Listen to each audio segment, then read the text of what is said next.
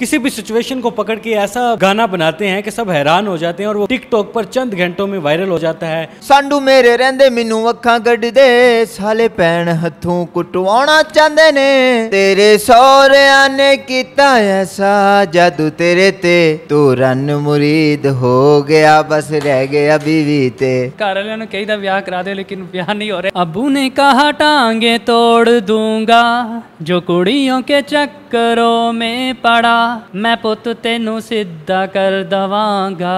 साडे मल्ले दी बांदरी चलाक हो गई, मुंडियां तू बैलेंस मंगाण लग पई। कल तक कोकलेस पैप्सी ते बिस्किट, हुण पीजे बर्गर खाण लग पई। खा के अंब में तंग आ गया, वेखो वेखो बिजली दा बिल आ गया।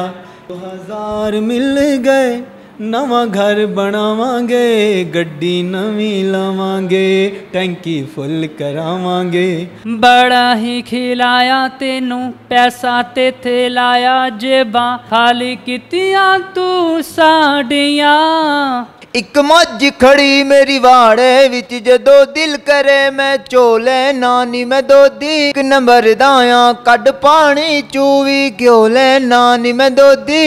बस उसको अपने लफ्जों में ढाल के लपेट के लोगों के सामने रख देते हैं। खुद सिंग भी खुद ही करते हैं, बनाते भी खुद ही हैं। दोनों भाई शादीशुदा नहीं है। शाला जिंदा रह सरदारी, साडा लोटियां दा सरदार हो, मैं गावां जुगनी कहंदी आ।